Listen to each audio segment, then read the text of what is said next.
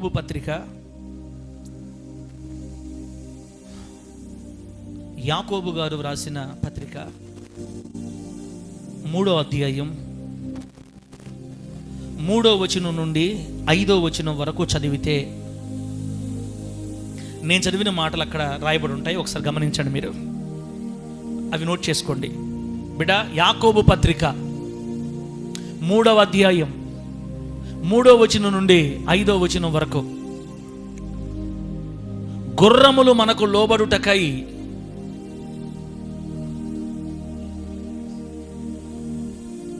గుర్రములు మనకు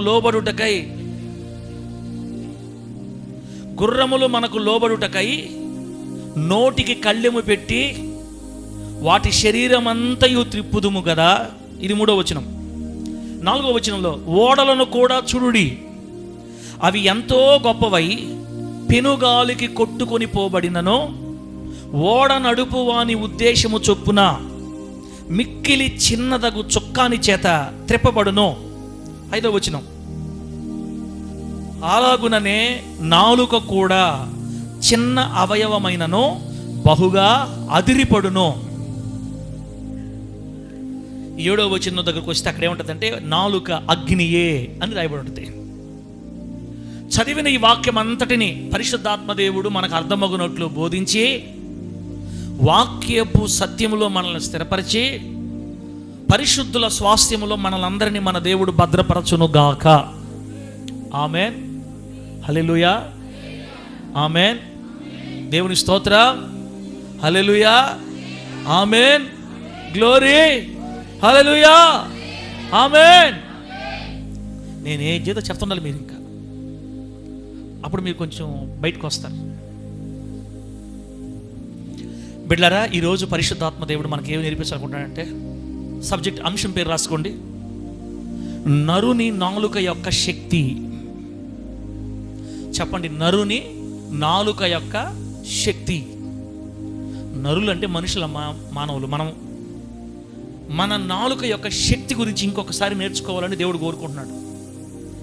యాడ్ నుంచి పట్టుకోవాలి అసలు సారి ఎందుకు పొద్దున లేస్తే నాలుగు శక్తి, ముక్కు శక్తి, చెయ్యి శక్తి, కాలు శక్తి, ఏంది ఇదంతా?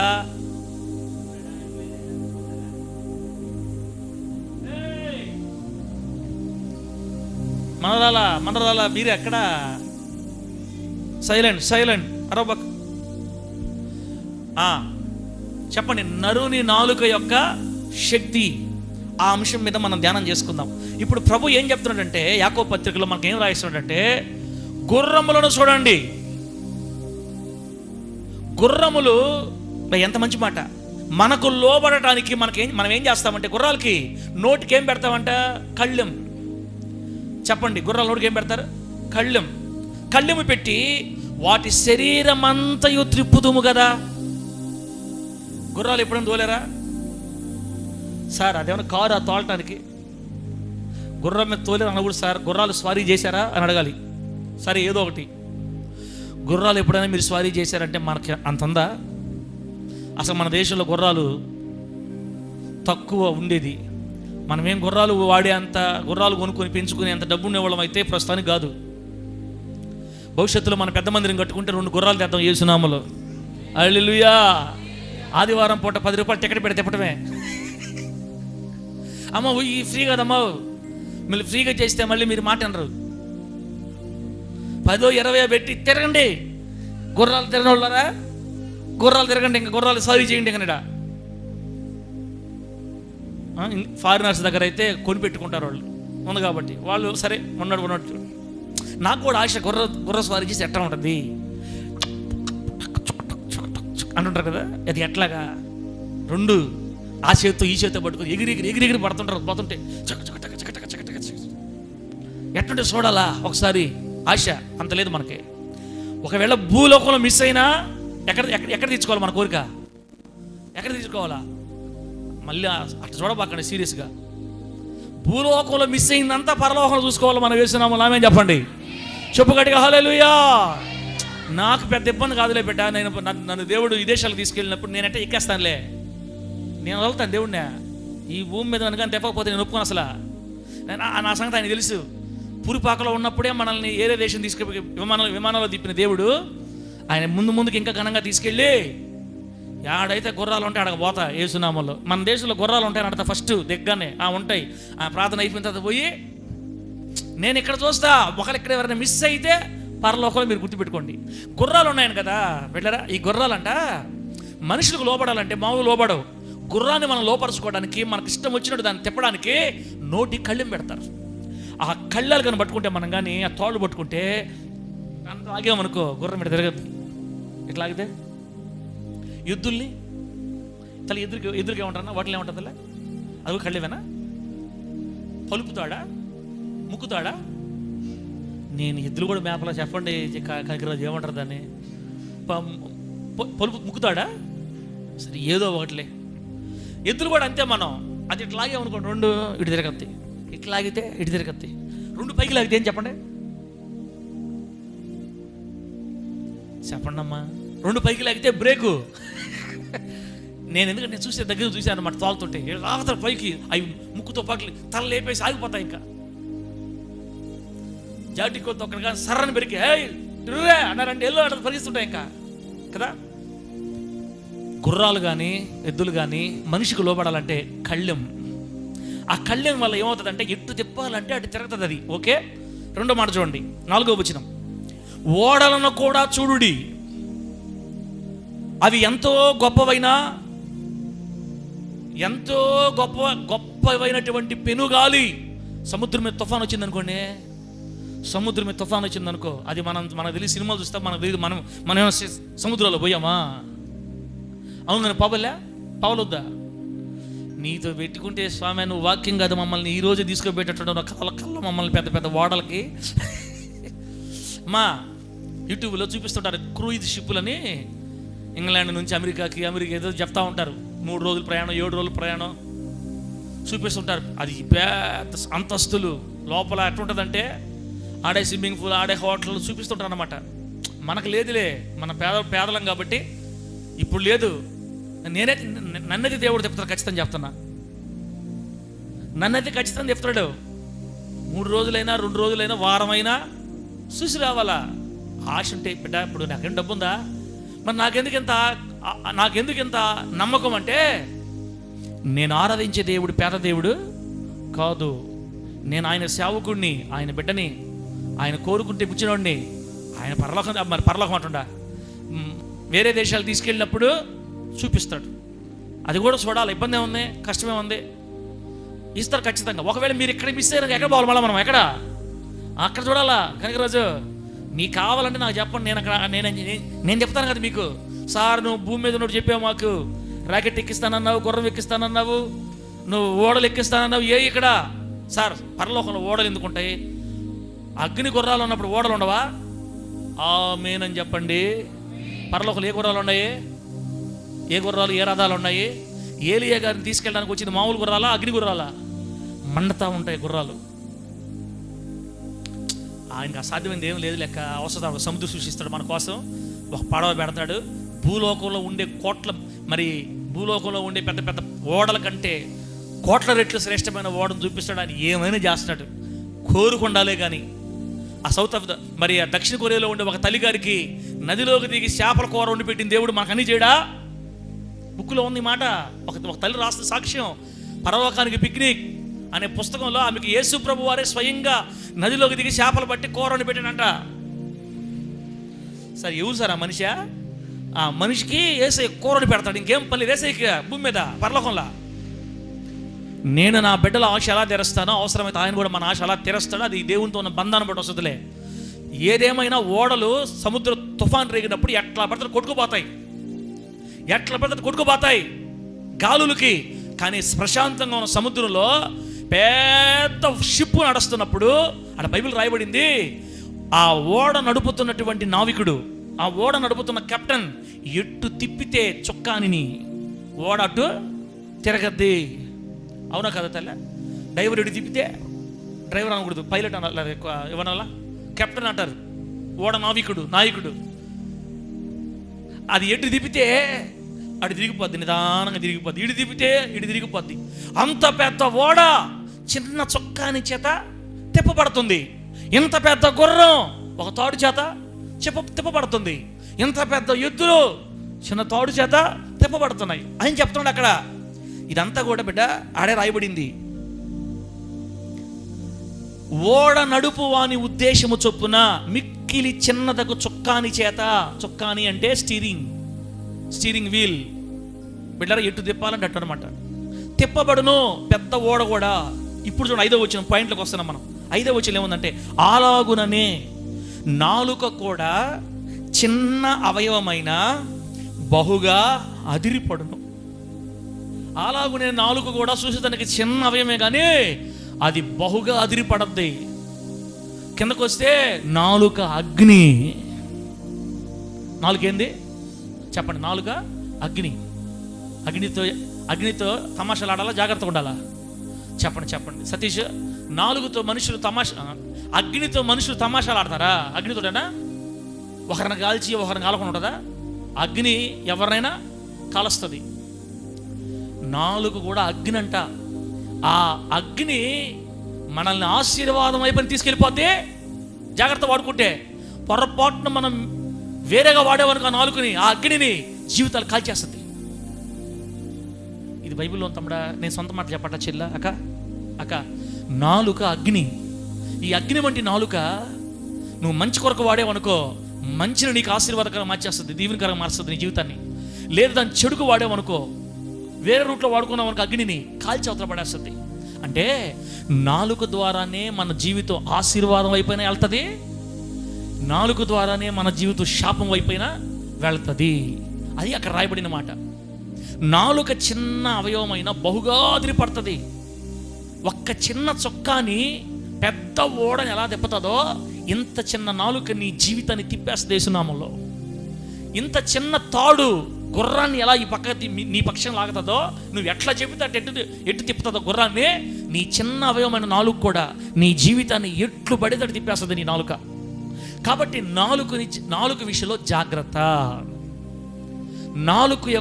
ఇప్పుడు చెప్పండి, నాలుగు శక్తి ఉందంటారా లేదంటారా? చెప్పాలి. నాలుగు శక్తి ఉందా లేదా? అందుకే నెత్తి నొరు కొట్టుకునేది మన నోట్లోనే ఉంది మన ఆశీర్వాదం. యేసు ప్రభు వారు కూడా మాకు నేర్పిస్తున్నాడు. తల్లే కలుగునుగాక అన్నాడు దేవుడు, కలిగిపోయిన మొత్తం.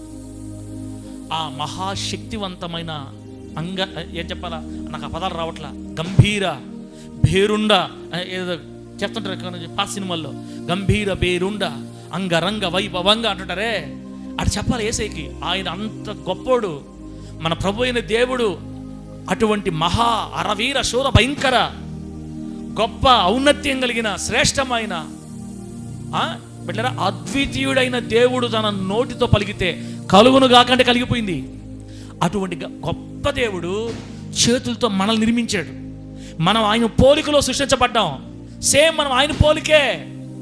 ఆయన నోటికున్న శక్తే మన నోటికి కూడా వచ్చేసింది. యేసునామములో ఆమేన్ చెప్పండి, గట్టిగా చెప్పండి హల్లెలూయా. కాకపోతే ఆయన ఒక్కసారి చెబితే అయిపోద్ది, మనం 10 సార్లు చెబితే అయిపోద్ది, అంతే తేడా. చెప్పండి, యేసయ్య ఒక్కసారి చెబితే అయిపోద్ది, మన దేవుడు ఒక్కసారి చెబితే అయిపోద్ది. మనం ఒక 10 సార్లు 20 సార్లు చెబితే అయిపోద్ది.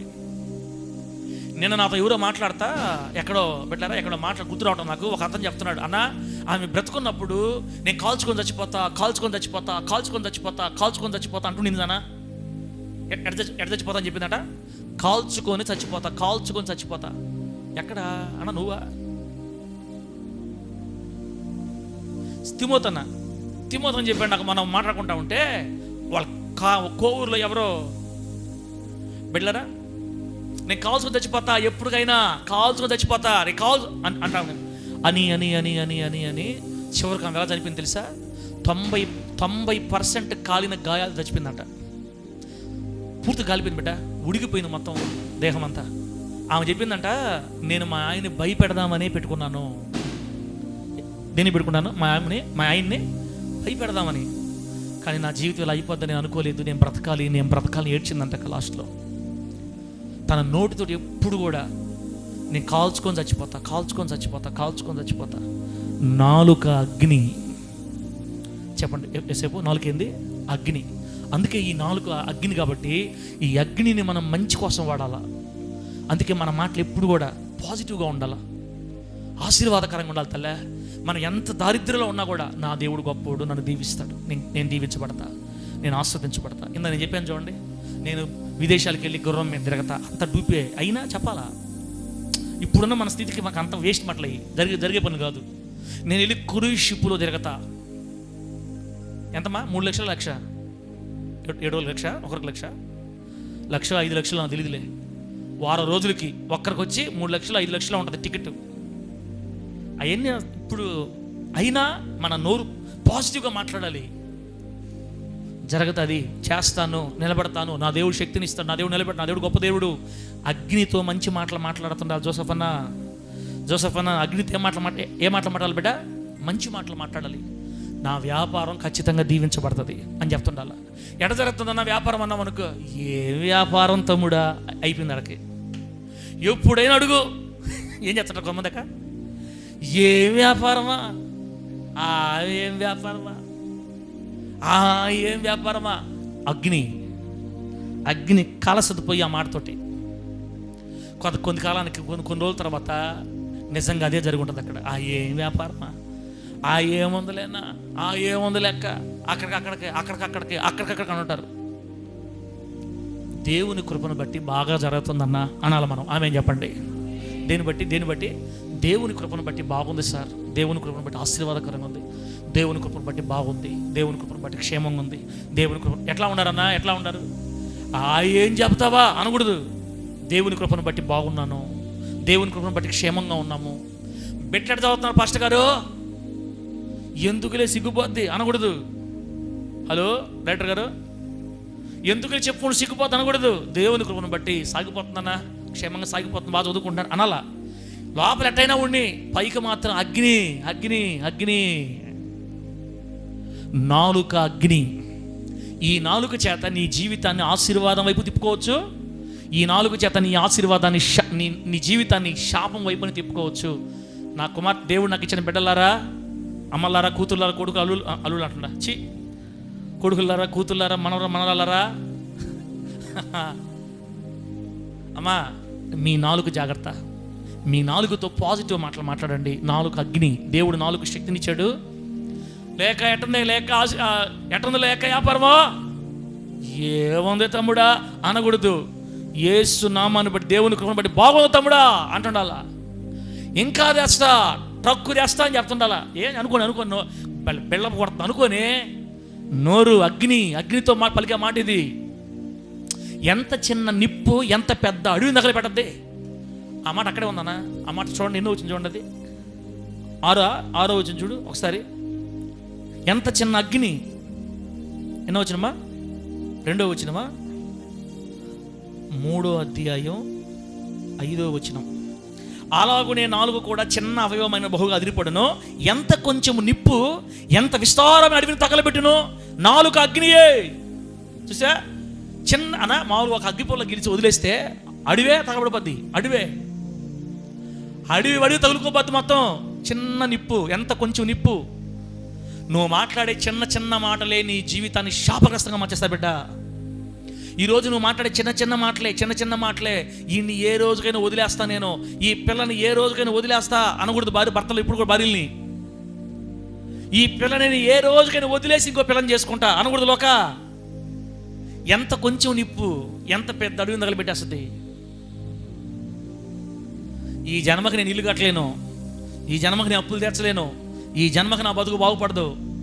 చిన్న నిప్పే, కానీ ఒకనాటికి నీ జీవితం అనే అడవిని తగలబెట్టేస్తుంది పూర్తిగా. వినండి బిడ్డలారా, వినండి, నమ్మండి ఈ మాటల్ని. 4 అగ్ని. ఆ అగ్ని వంటి 4తోటి నీ జీవితాన్ని ఆశీర్వాదం వైపు తీసుకెళ్ళచ్చు, శాపం వైపు తీసుకెళ్ళచ్చు. కాబట్టి మన నోట్లో నుంచి ఎప్పుడు కూడా దీవెనకరమైన మాటలే పలుకుదుముగాక, ఆశీర్వాదకరమైన వచనములే పలుకుదుముగాక, దీవెనకరమైన పలుకులే పలుకుదుముగాక.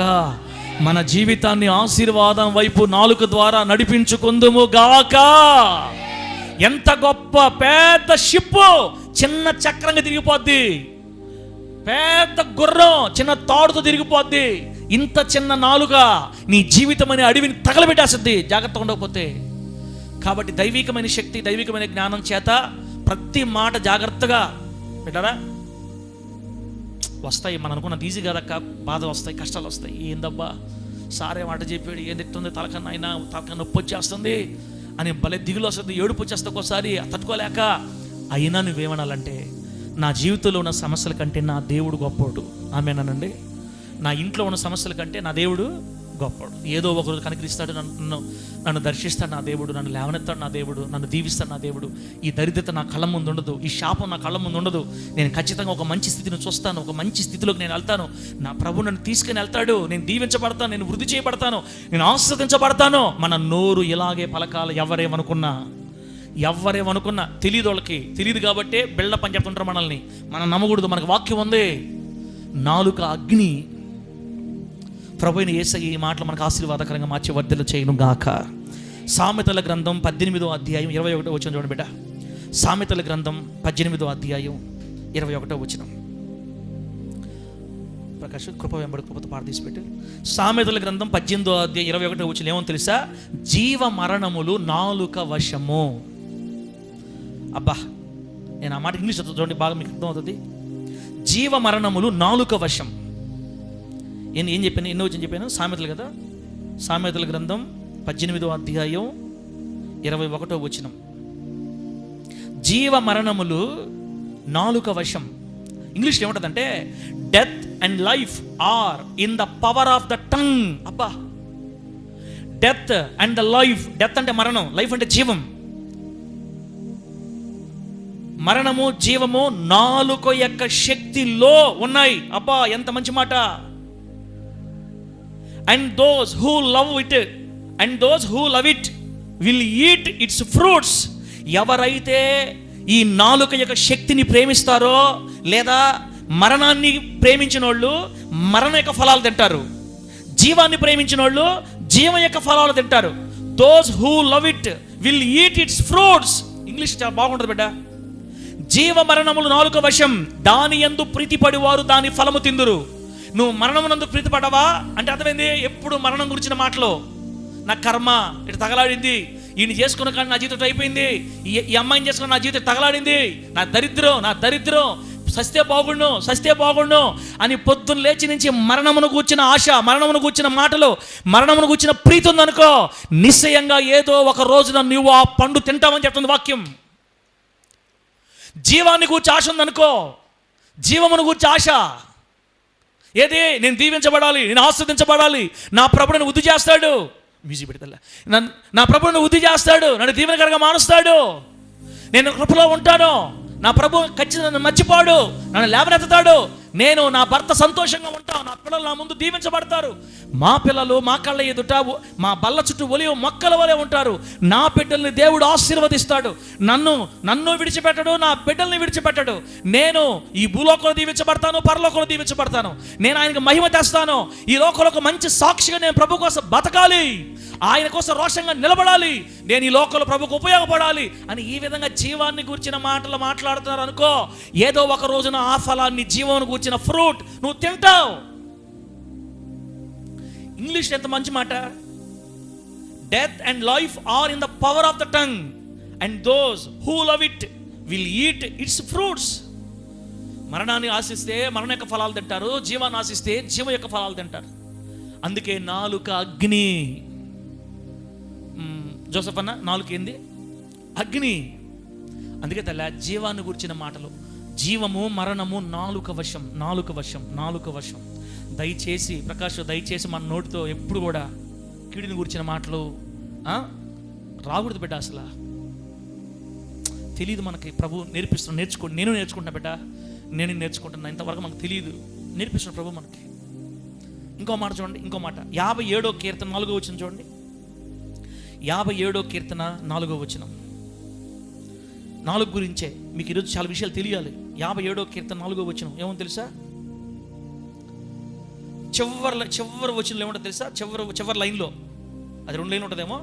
వారి దంతములు శూలములు, అవి అంబులు, వారి నాలుక వాడిగల కత్తి.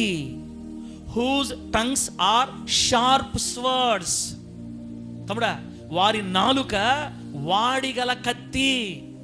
వాడిగల కత్తి అంటే సానబెట్టిన కత్తి అని అర్థం. తల్లి కత్తిని బాగా సానబెట్టామనుకో, అటంటే ఏమైపోయి చెప్పండి తల, తెగిపోద్ది, ఎక్కడక్కడ కట్ అయిపోద్ది. వాడి గల కత్తి నాలుక. అమ్మా దివ్యమ్మ, మన నాలుక ఏంది నీకు తెలియదు బిడ్డ, గుర్తుపెట్టుకోండి. మానవుని నాలుక వాడిగల కత్తి. ఈ మాటతో, ఈ నాలుగుతో ఏం మాట్లాడతావో తెగిపోద్ది అంతే. అక్కడ నేను దీవించబడతాను, ఓకే ఆపండేది అంటావు. నా దరిద్రం శాపరసం అయిపోతుంది, నా బతుకున్నాం అనుకో, అది పోసేస్తుందట. నేను యేసును సంతోషపెట్టే జీవితం జీవిస్తా, నా దేవుని ఆనందింపజేసే జీవితం జీవిస్తా, నా ప్రభువుకు నేను రోషంగా నిలబడాలి, నా ప్రభు నిలబెడతాడు, నేను ఆయన సంతోష పెట్టాలి. తెగిపోద్దంతే, అదే చేస్తావు నువ్వు ఖచ్చితంగా. అలా కాకుండా వేరే మాట్లాడుతున్నావు అనుకో, కత్తి నాలుక అగ్ని, నాలుక వాడిగల కత్తి. 57వ కీర్తన 4 వచ్చిన డైరెక్టర్ గారు, 57:4 కీర్తనలు. ఇప్పుడు చెప్పనా బంధవేనా? నాలుక అగ్ని ఒకటి, రెండోది నాలుక కత్తి. కత్తితో జాగ్రత్తగా ఉండాలా, ఆటలాడొచ్చా?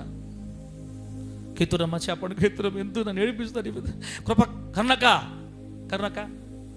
ఉండవా చెప్పు, కర్ణక ఉండవేడా? నాలుగు ఏంది? ఐస్ క్రీమా? ఐస్ క్రీమ్ కాదమ్మా, కత్తి. లేక దగ్గర ఆగితే కత్తి తీసుకొని టెంకాయ కొట్టించింది నాకు మొన్న. అటు కొడితే సప్పం లేచిపోతుంది అంతే. ఆ కత్తి కంటే కోట్ల రెట్లు వాడిగల కత్తి మన నోట్లోనే ఉంది. ఈ వాడిగల కత్తి చేత చాలా జాగ్రత్త మాట్లాడతాముడా. నీ నోటితో ఇతరులను శపించకూడదు అసలు. వాడి టైప్ అవ్వాలా, వాడి నాశనం అయిపోవాలా, ఈ మనిషి నాశనం అయిపోవాలా. గుర్తుపెట్టుకో, నీ నాలుగు నుంచి వెళుతున్న శాపం ఫస్ట్ నీ గొంతే కోస్తుంది. గుర్తుపెట్టుకో, బైబిల్ చెప్పిన మాట ఇది. మనం ఇతరులు కనుక శపిస్తూ ఉంటే ముందు మనం శపించబడతాం. ఫస్ట్ మన దగ్గర నుంచి శాపం స్టార్ట్ అవ్వద్ది. క్రైస్తవులు ఎప్పుడు కూడా ఒకరిని శపించకూడదు అక్క, ఒకరి నాశనాన్ని కోరుకోకూడదు ఎప్పుడు కూడా. మనం వాళ్ళు టైప్ అవ్వాలి, వీళ్ళు టైప్ అవ్వాలి, వీడు నాశనం అయిపోవాలి, వాడు నాశనం అయిపోయి, వాడు నా కళ్ళ ముందు ఎప్పుడు చేస్తాడు, వీడు ఎప్పుడు చేస్తాడు. లోకస్తులు అలా అనుకునేది, రక్షణ లేనివాళ్ళు, తెలియని వాళ్ళు అట్లా అంటుంటారు. అది వాళ్ళకి తెలియదు, వాళ్ళకి శాపం అయిపోద్దని. క్రైస్తవుడా, ముస్లిమా, హిందూ ఎన్ని కాదు, మనిషి, ప్రతి మనిషి నాలుగు కత్తి కోసద్దంతే. మీరు చూడండి, గమనించండి, 24 గంటల ఏరియా వాళ్ళ శాపాన్ని కోరుకునే వాళ్ళు ఎప్పుడు దీవించబడినట్టు చరిత్రలో లేదు నామాలు అంతే. నమ్మడం అర్థమైందనా? పొద్దున్న లేచిన దగ్గర నుంచి ఈడు నాశనం అయిపోవాలి, వాడు నాశనం అయిపోవాలని కోరుకునేవాడు ఎవడు కూడా బాగుపడినట్టు చరిత్రలో లేదు. ఒకరితో నాకు ఇంత సార్, ఒకరితో నాకు ఎందుకండి, అందరూ బాగుండాలి, అందరిలో నేను ఉండాలి అని కోరుకుంటా చూడు, వాళ్ళు వేస్తారు. మళ్ళా ఎవరైనా, ఏ మనిషి అయినా, ఏ స్థితిలో ఉన్నవాడైనా నాలుగు కత్తి. ఆ కత్తిని జాగ్రత్తగా ఆశీర్వాదకరంగా వాడుకొందుముగాక.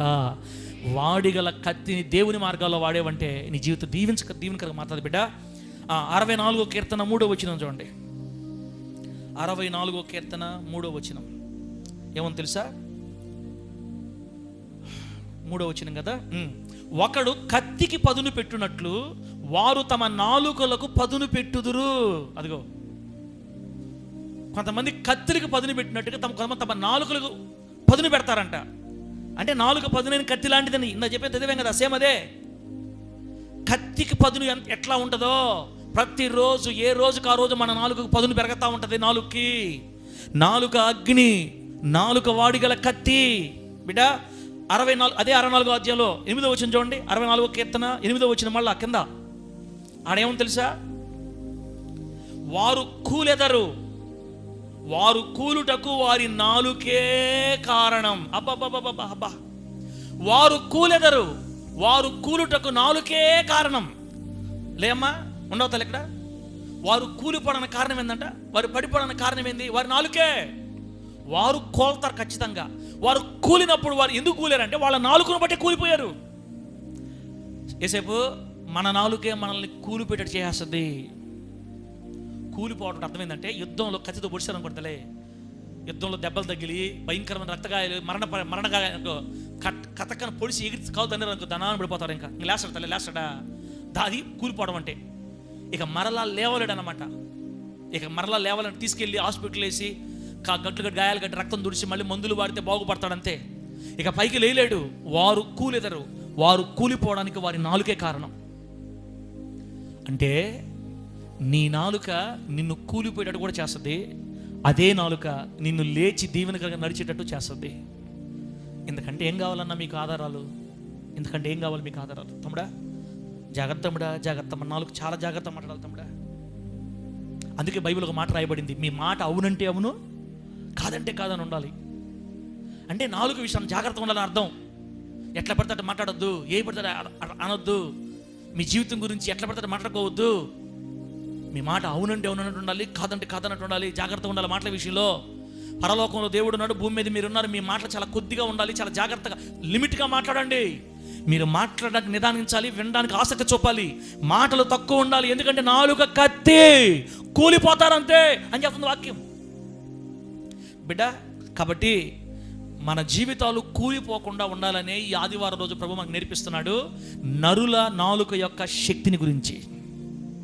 నా ప్రభు అయిన యేసయ్య నాలుకని ఎలా వాడాలో ఆ జ్ఞానాన్ని దేవుడు మనందరికి అనుగ్రహించునుగాక, మనందరికి అనుగ్రహించునుగాక. గట్టిగా చెప్పండి హల్లెలూయా. ఇప్పుడు చూడండి సామెతలు 12 దీన్ని మళ్ళా ఇప్పుడు చూడండి, ఇంకో రూట్లోకి వెళ్తాం మనం. ఇప్పుడు సామెతల గ్రంథం 12వ అధ్యాయం 18వ వచనం చూడండి ఒకసారి. సామెతల గ్రంథం 12వ అధ్యాయం 18వ వచనం ఏమో తెలుసా? కత్తిపోటు వంటి మాటలు పలుకువారు కలరు, జ్ఞానుల నాలుక ఆరోగ్యదాయకము. దేవునికి స్తోత్రం కలుగును గాక. అమ్మ ఇందాక దాకా బిడ్డ నాలుక వల్ల మనకి కలిగే నష్టం గురించి మాట్లాడాం. ఇప్పుడు చూడండి మేలు మాట్లాడుతున్నాడు దేవుడు. జ్ఞానవంతుల నాలుకంట ఆరోగ్యదాయకం. అబ్బా, జ్ఞానవంతుల నాలుక ఆరోగ్యదాయకం అంటే నీ నాలుకలోనే ఆరోగ్యం ఉంది, నీ నాలుకలోనే కత్తి కస. జ్ఞానవంతుల నాలుక ఆరోగ్యదాయకం. పొరపాటున అగ్ని వంటి నాలుకని వేరేగా వాడితే తెగిపోతుంటాయి.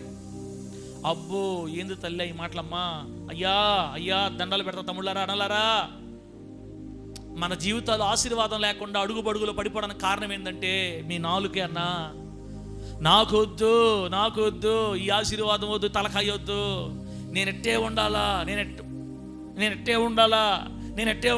నాకే వద్దు. విశ్వాసులు వస్తే వరాని, పోతే పోని. ఎవరికి కావాలి ఇప్పుడు ఆశీర్వాదమా?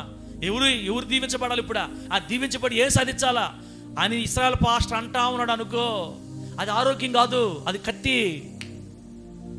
ఎండిపోద్ది సంఘం ఖచ్చితంగా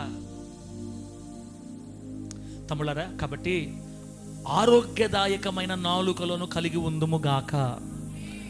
మర్యాదగా ఆమేనని చెప్పండి. మన నాలుక ఎట్లా ఉండాలి? ఏం తేవాలి మనకి? ఆరోగ్యం తేవాలి. మన నాలుక మనకి జీవం తేవాలి తమ్ముడా. మన నాలుక మనకి క్షేమం తేవాలి. మన నాలుక మనల్ని దీవెనకరంగా మార్చాలి. మన జీవితాలు ఆరోగ్యదాయకం అవ్వాలి. నీ వ్యాపారం ఆరోగ్యదాయకం అవ్వాలి. నీ చేతి పనులు ఆరోగ్యదాయకం అవ్వాలి. నీ ఉద్యోగం ఆరోగ్యదాయకం అవ్వాలి. నీ బ్రతుకు ఆరోగ్యదాయకం అవ్వాలి. నీ శత్రువులతో ఉన్న పోరు నీకు ఆరోగ్యదాయకం అయిపోవాలి. ఎక్కడెక్కడ నిన్ను విసిగిస్తున్న రాక్షస స్వరూపులు ఉన్నారు నీ మీద నిన్ను ఇబ్బంది పెట్టడానికి, వాళ్ళందరి ఎదుట నీ నాలుక నీకు ఆరోగ్యదాయకమైన జీవితాన్ని ప్రసాదిస్తుందని వాక్యం సెలవిస్తుంది. జ్ఞానుల నాలుక ఆరోగ్యదాయకం. జ్ఞానులంటే నాలుకని ఎలా వాడాలో తెలుసుకున్నవాళ్ళు, నాలుకతో ఎలా ప్రవర్తించాలో తెలుసుకున్నవాళ్ళు బిడ్డ. అది యేసులోనే ఉంది మనకు ఆ జ్ఞానం. ఆమె చెప్పండి గట్టిగా హల్లెలూయా. యెహోవా యందు భయభక్తులు కలిగి ఉండుటయే జ్ఞానానికి మూలం. జ్ఞానవంతుడంటే దేవుని యందు భయభక్తులు కలిగిన బిడ్డ, దేవుని భయం కలిగి దేవుని భక్తి కలిగి బతికేవాళ్ళు. కేవలం యేసుని అనుసరించే వాళ్ళు మాత్రమే నాలుకని ఎలా వాడాలో తెలుసుకుంటారు. ఎందుకంటే వాళ్ళు భయభక్తులు కలిగిన వాళ్ళు, జ్ఞానవంతులు కాబట్టి. జ్ఞానవంతుల నాలుక ఆరోగ్యదాయకం. ఆ ఆరోగ్యదాయకమైన జీవితం నీ నాలుకలోనే ఉంది తమ్ముడా, జాగ్రత్త పడాలి. 15వ అధ్యాయం చూడండి, సామెత గ్రంథం 15వ అధ్యాయం, అక్కడే 15వ అధ్యాయం 4వ వచనం చూడండి, ఎంత మంచి మాట. సామెత గ్రంథం 15వ అధ్యాయం 4వ వచనం ఏముందంటే, సాత్వికమైన నాలుక జీవవృక్షము. అబ్బా, సాత్వికమైన నాలుక జీవవృక్షం, దానిలో కుటిలత ఉండిన ఎడల ఆత్మకు భంగం కలుగును. చూసారా దాని ఇంగ్లీష్ చెప్తాను చూడండి, ఇంకా బాగా అర్థమవుతుంది మనకి. ఎన్నో వచ్చినమ్మా? 15:4.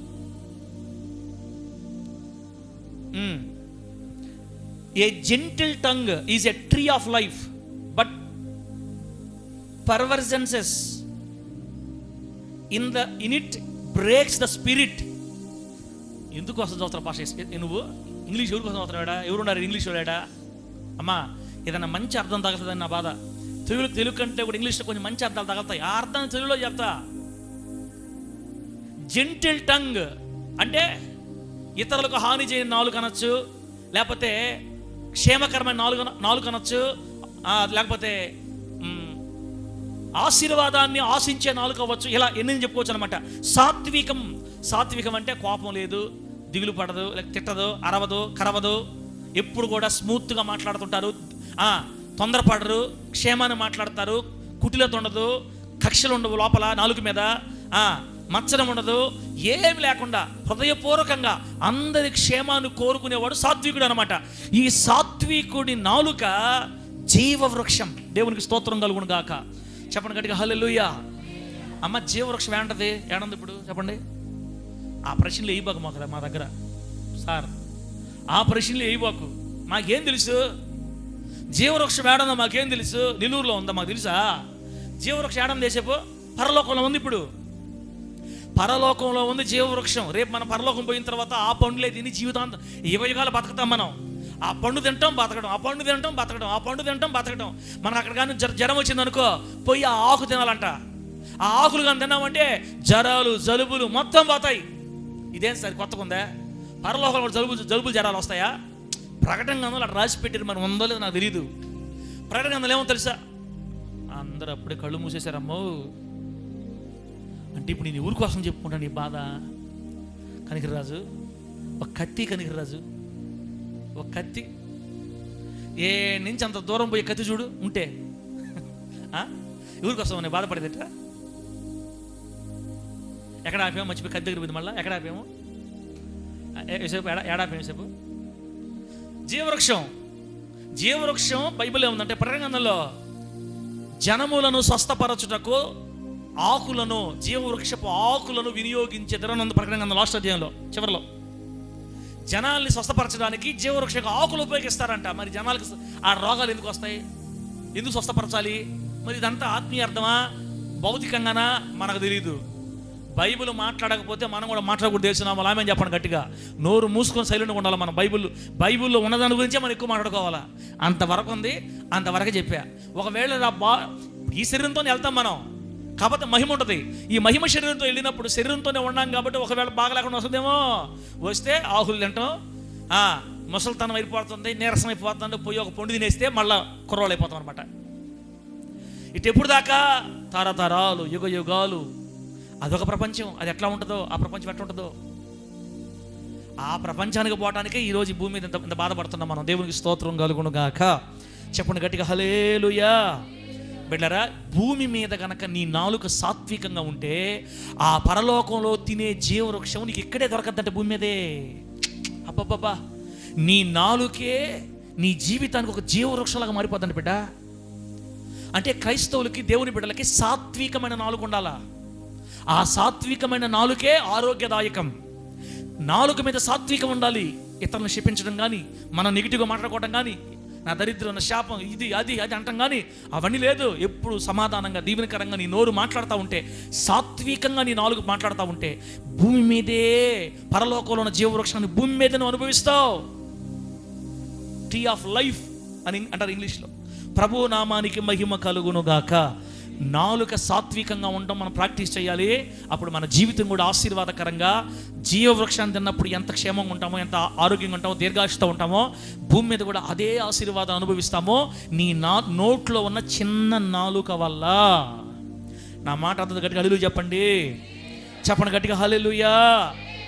ప్రకాష్, ఇందాకనంగా నువ్వు పాడది మనం ఒకసారి ఇంకా చెప్తా ఉండవంటే ఈ రెండు చెప్పేసి పాడతా.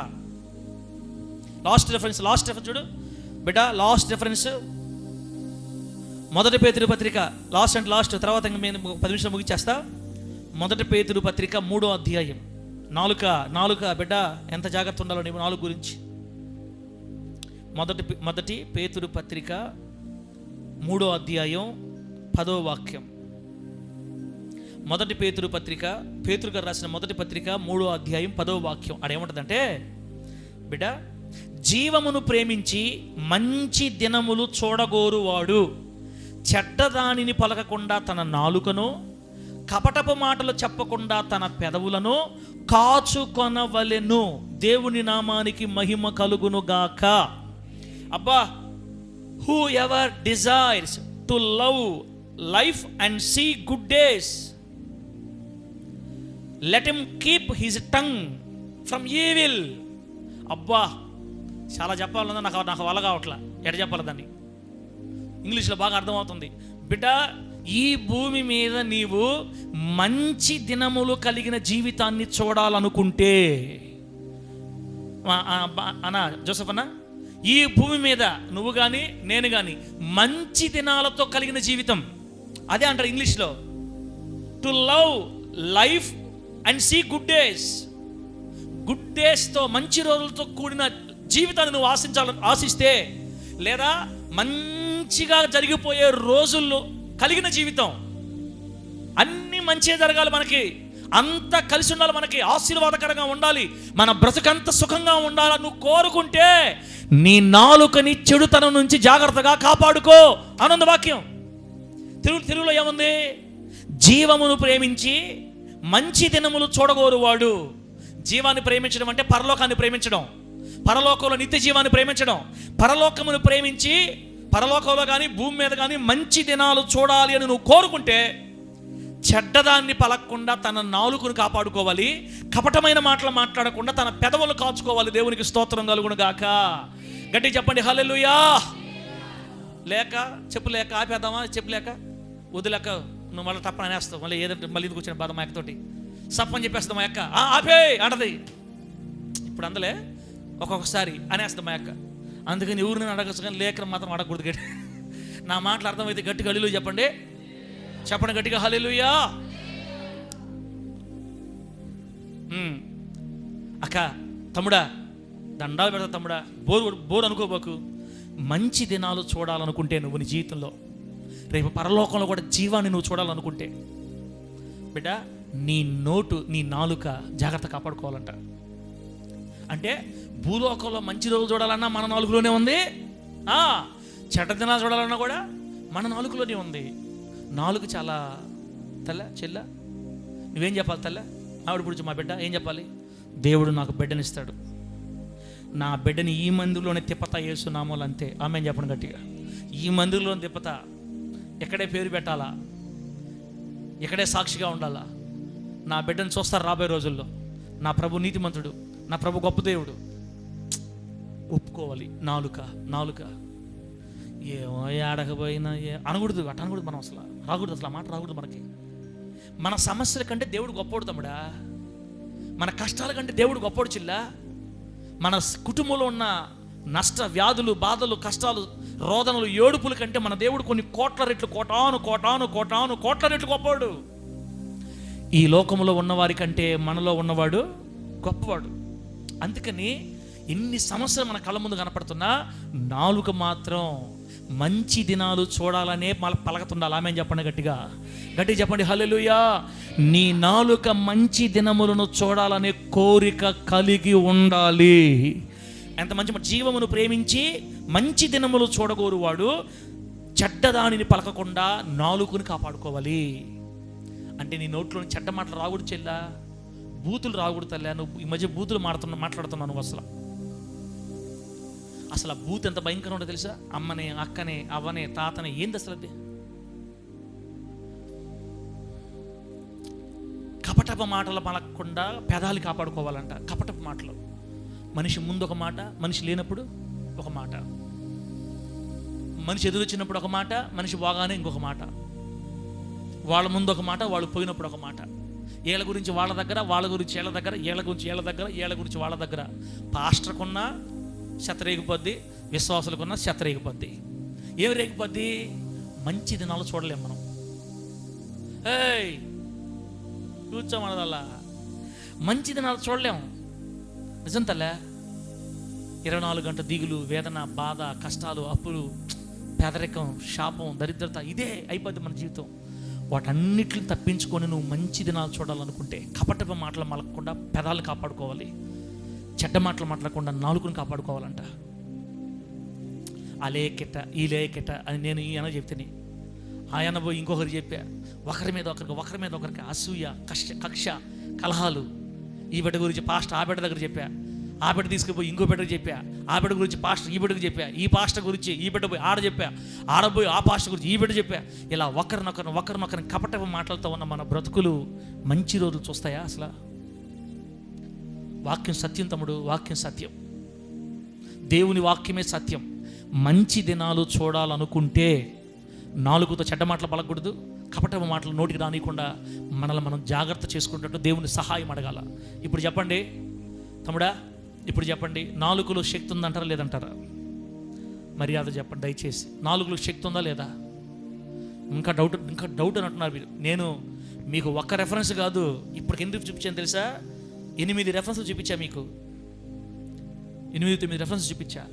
బైబిల్లో ఒక విషయాన్ని నమ్మాలంటే 2-3 రెఫరెన్స్ నమ్మేయాలన్నా. ఎన్ని రెఫరెన్స్లు? 2-3 సాక్షుల నోట ప్రతి మాట స్థిరపరచబడాలి.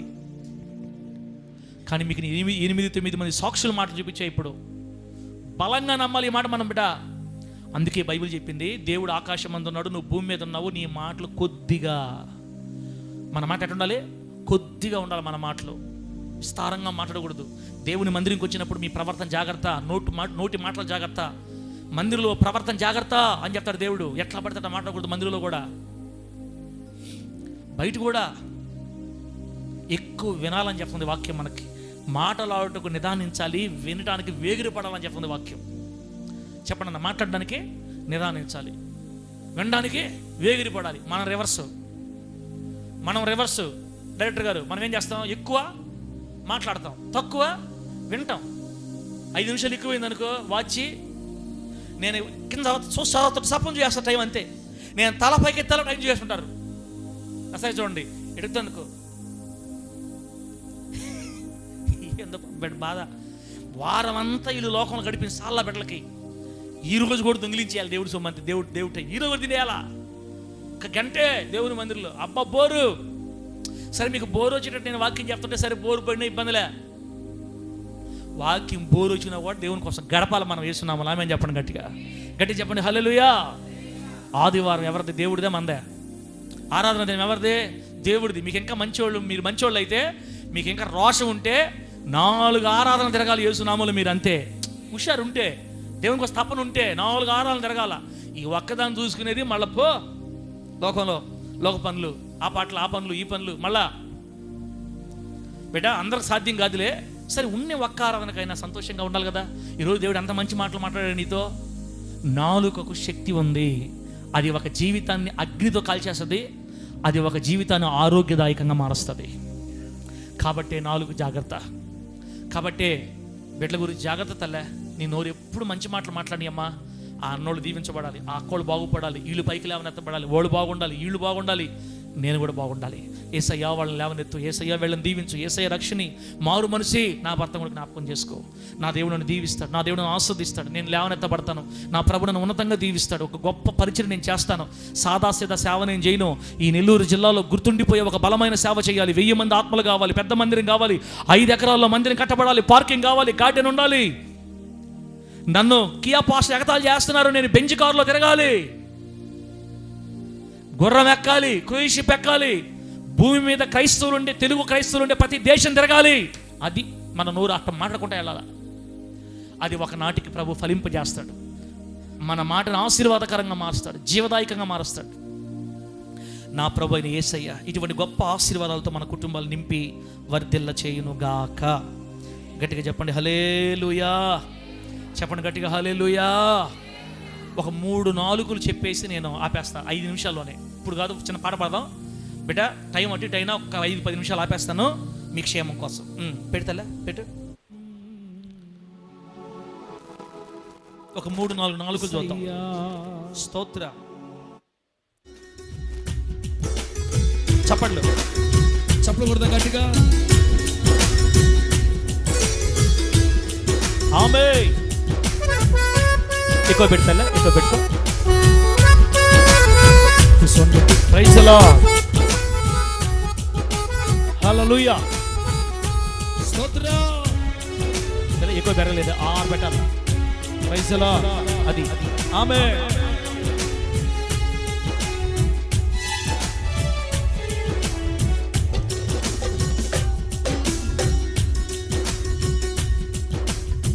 కృప వెంబడి కృపతో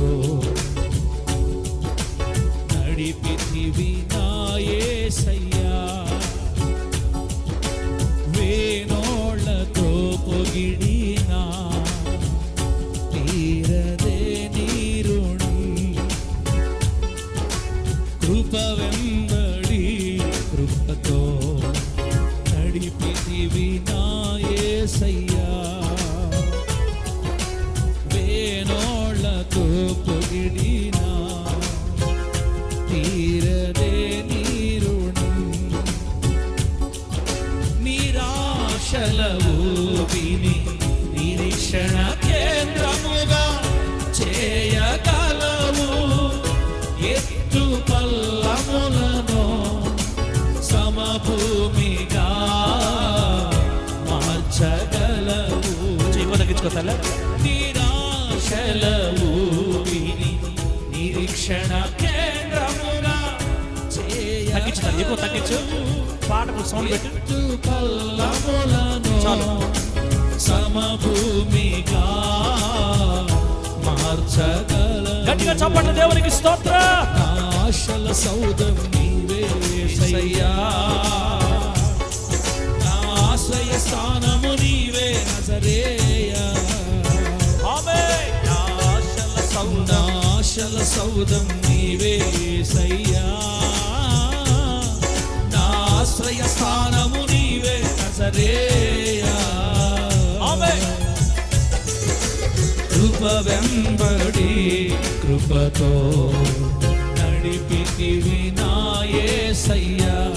ఫస్ట్ ఇచ్చి పంపించేట్ల ఫస్ట్ ఇచ్చి పంపించేయండి. వేణోళ్ళతో పొగిడినా సండే స్కూల్ పిల్లలకి కానుకలు ఫస్ట్ ఇచ్చి పంపించాడు తల్లి. ఉంటే ఫస్ట్ ఇచ్చేయాల, మధ్యలో రాకుండా. స్తోత్ర.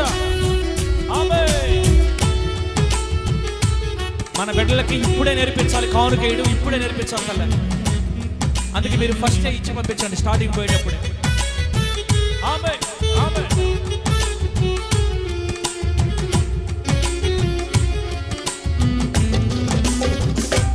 హల్లెలూయా.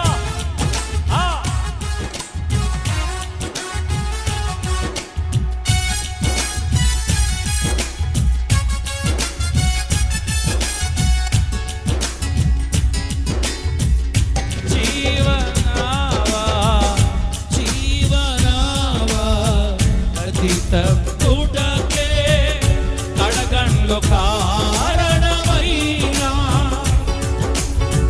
కారవించు తల్లిలా పోషించు తండ్రిలా ఇలలో నడిపించుచుంటివి.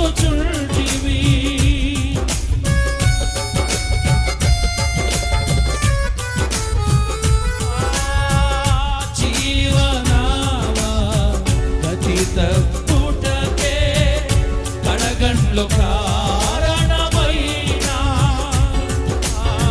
కారవించు తల్లిలా పోషించు తండ్రిలా ఇలలో నడిపించుచుంటివి.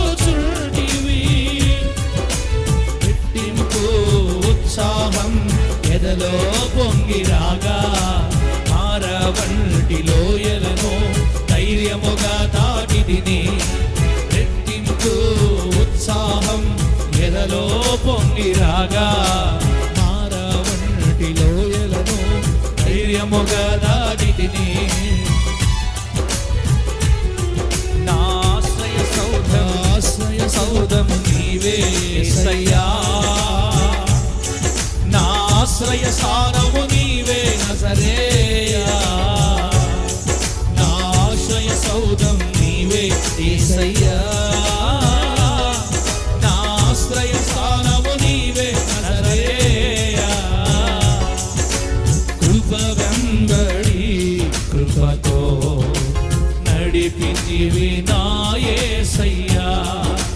వేణోళ్ళతో పొగిడినా తీరదే నీ రుణం.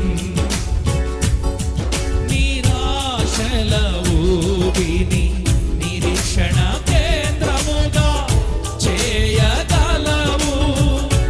ఎత్తు పల్లములను సమభూమిగా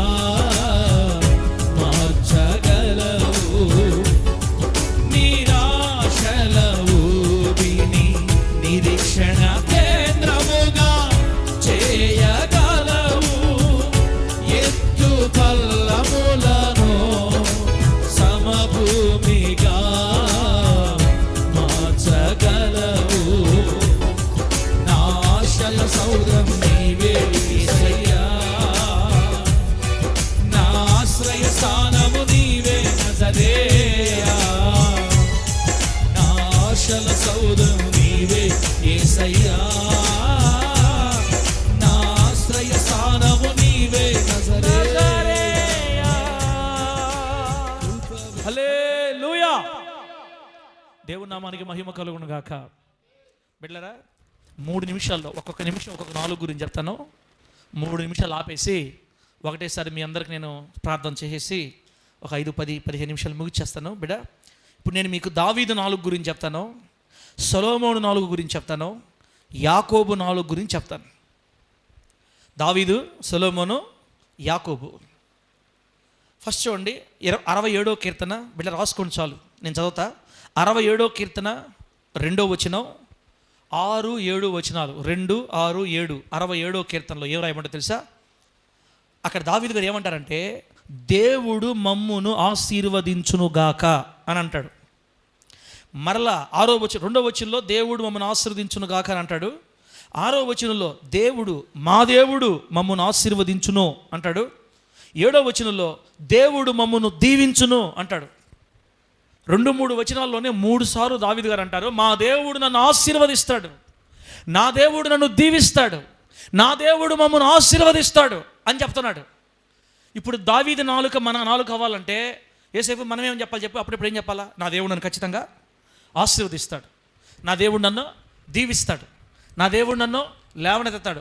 ఇలా నువ్వు మాట్లాడుతున్నావంటే దావీదు గారి నాలుక నీకు అలవాటైందని అర్థం. కరుణాకర్ అంటుండా, కనకరాజు आर यू किधर है? तू किधर है ना? ठीक है, समझे? నేనేం మాట నాకేం తెలియదు, నువ్వు ఏడే ఉండి నువ్వు ఇతుక్కుంటున్నావు.